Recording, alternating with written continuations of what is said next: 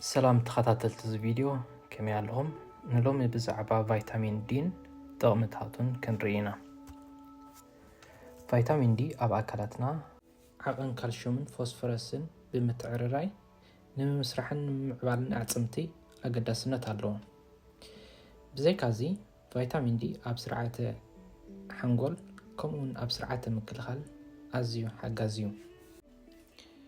منكي فيتامين دي مس إنرخا اتزعبه قطتاوي صحي ጩራ ክኸውን ከሎ ወይ ultraviolet እዚ ማለት ናይ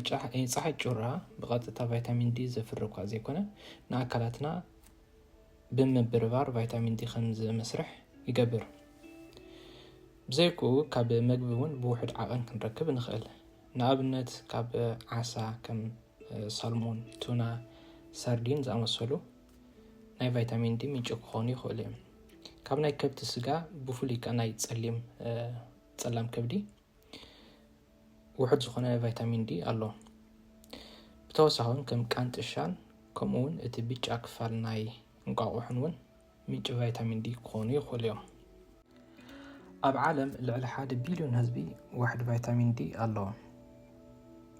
ዝኾነ ሰብ ዓብዪ ይኹን ንእሽቶ ዋሕድ ቫይታሚን ዲ ክጋጥሞ ይኽእል እዩ ይኹን ዳ እምበር 65 ዓመትን ልዕሊኡ ናብ ዘለዎ ሰባት ዝያዳ ዋሕድ ቫይታሚን ዲ የጋጥም ብዘይካዚ ኣብ ፀለምቲ ማለት ብዙሕ ሜላኒን ስለ ዘሎ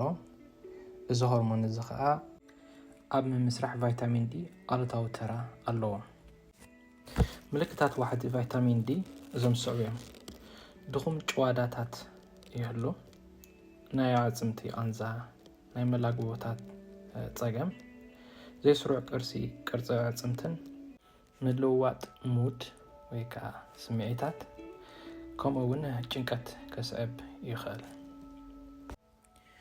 ነዊሕ ፀንሐ ወይ ክሮኒክ ዝኾነ ናይ ቫይታሚን ዲ ዋሕዲ ምስ ዘጋጥም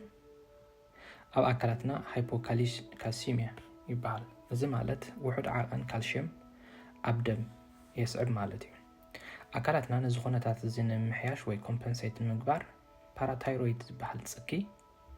ካብ ዓቐን ላዕሊ ከም ትሰርሕ ይገብር ሃይፐር ፓራታይሮይዲዝም ይበሃል እዚ ማለት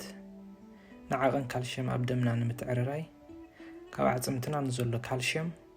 ብምሕቃቕን ብምሕጓግን ዓቐን ካልሽየም ኣብ ኣዕፅምቲ ይጎድል ስለዝኾነ ኣብ ዓበይቲ ሰባት ልምሉም ኣዕፅምቲ ወይ ከዓ ኦስቶማሌሽያ የስዕብ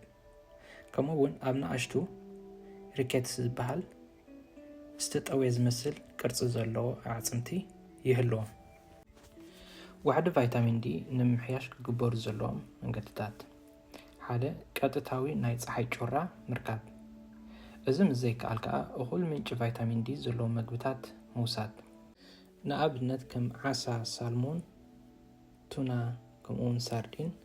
ካብ ናይ ከብቲ ስጋ ከዓ ፀላም ከብዲ ናይ ከብቲ ክንወስድ ንኽእል ቃንጥሻ ወይ ማሽሩም ከምኡውን እቲ ብጫ ክፋል ናይ እንቋቑሖ እውን ምንጭ ቫይታሚን ዲ እዮም ከም ተወሳኺ እውን ሳፕሊመንትስ ወይ ከዓ ተወሰኽቲ ዝተዳለዉ ናይ ቫይታሚን ዲ ካብ ፋርማሲታትን ካብ ሕክምናን ክንወስድ ይግባአና ኣብ ዝቕፅል ብካልእ ቪድዮ ክሳብ ንራኸብ ይቀኒየለይ ባይ